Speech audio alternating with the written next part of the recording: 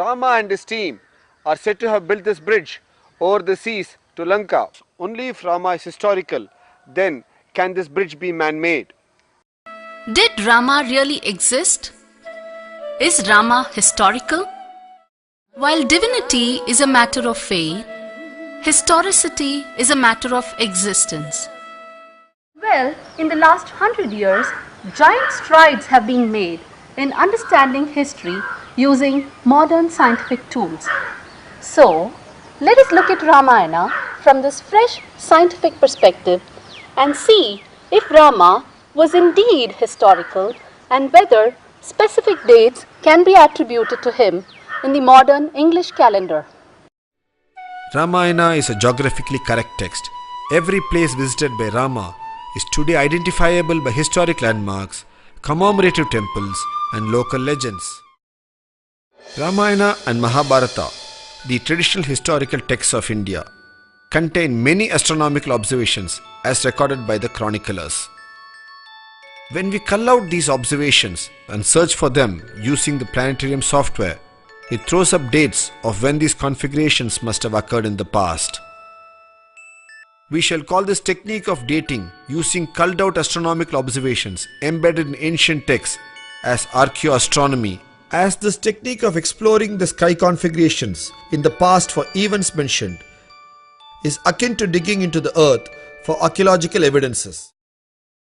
We all know that Rama's birth is celebrated on Sri Rama Navami, which means that he was born on the 9th day of the lunar month of Chaitra.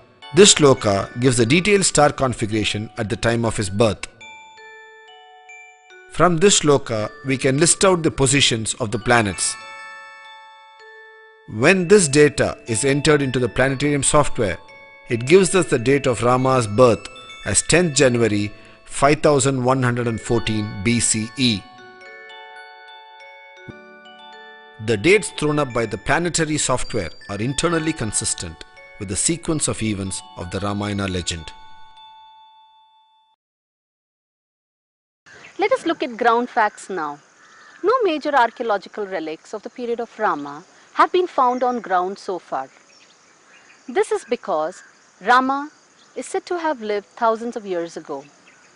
In a continuous civilization, generations come and go, and as they keep building and rebuilding their cities, they destroy or alter evidences of the previous generation. Hence, we don't find, and it's not easy to find, evidences in Ayodhya or other parts of the land today. The only place to look for archaeological evidences of Rama Setu, which today could be submerged in the sea. The text gives the process of bridge construction in great and specific detail. This level of detailing of bridge construction urges us to examine the details. This construction detailing can be studied from the aspects of survey, planning, and civil engineering involved. Rama and his team seem to have surveyed this land for a possible bridge construction site. Nala introduces himself as a biological descendant of the Vishwakarma clan and offers to build this bridge. Rama accepts his credentials and appoints him as the chief engineer. Under the command of Nala, the Vanara army go about building this bridge on the sea ridge. Let us examine the civil engineering techniques employed in this bridge construction. The first is the foundation details. The text very clearly states that wood from a variety of trees, the names of which are mentioned here, were first piled on the sea ridge to give a pile foundation or wood cushion effect. It was on top of this the large and small stones were piled on. This animation here shows us clearly the seabed from which the sea ridge rises as an outcrop, which is natural and undulating. On top of this we have the trees, then the stones, large and small, and finally we have the flat finished level. Even to this day, the remnants of the bridge have this flat finished level. Due to the passage of time of many millennia, sand has accumulated over the structure, and what we are able to see now is mainly sandbars and shoals. If we carefully shovel away the accumulated sand, we are certain to see the layers of the bridge construction. In the bottom layer, the wood used by the Vanara for the foundation would certainly be there. Obviously, over the last so many thousand years, the wood would have solidified and become carbonaceous material and would probably now be botanical grains.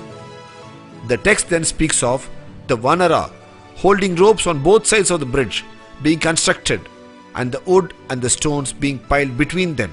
The text clearly mentions that the Vanara held ropes for many yojana to build the bridge in proper linear alignment.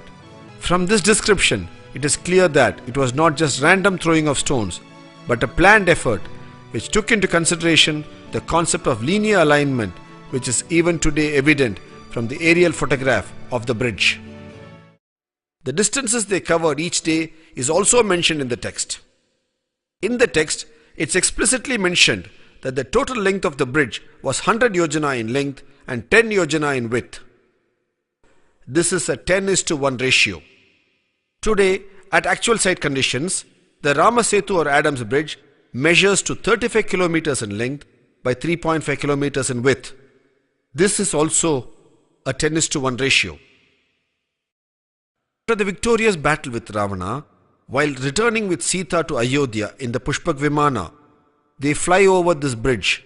Rama then points this bridge to Sita and states as to how difficult it was for them to construct and how it was only Nala, the engineer par excellence, who could execute it, and Rama calls it Nala Setu. When did this Nala Setu come to be called Adams Bridge?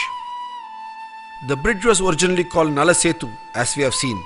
Later the people, out of their admiration and veneration for Rama, started calling it Rama Setu, and later it also got the name Setu Bandha, that which joins two lands. This has been a walking bridge for many millennia.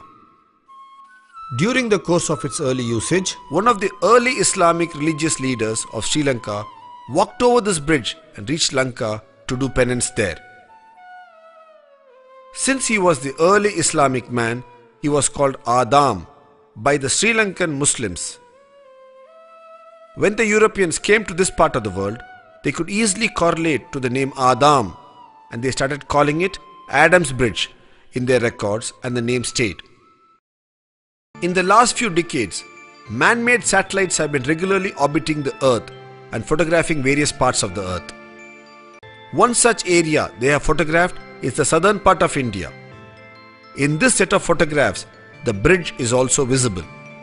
It can be distinctly seen as a shallow underwater causeway connecting the two lands. These photographs do suggestively indicate it to be man-made due to its unique curvature. The opinion of many is that this could be the man-made bridge as detailed in the Ramayana text. Over the last few minutes, we have seen with a certain clarity and a detailed understanding how this bridge is a civil engineering marvel as explained in the text, a man-made accretion over a natural seepage. Today, on an average, this causeway is about 2 meters below water. When this bridge was built, it must have been at least about 1 meter above the then water level. That is, when the bridge was built, the sea must have been 3 meters or 9 feet below the present day sea level.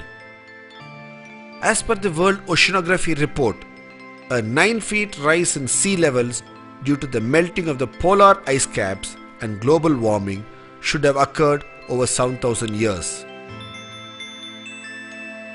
This helps us to date the bridge construction to about 7,000 years ago or 5000 BCE using oceanography as a dating tool. Today, we need to rightfully promulgate an order under the Archaeological Survey of India Act, Clause 4, to call this a Heritage Monument of India. It is a fit case to be called a civil engineering marvel of an ancient civilization.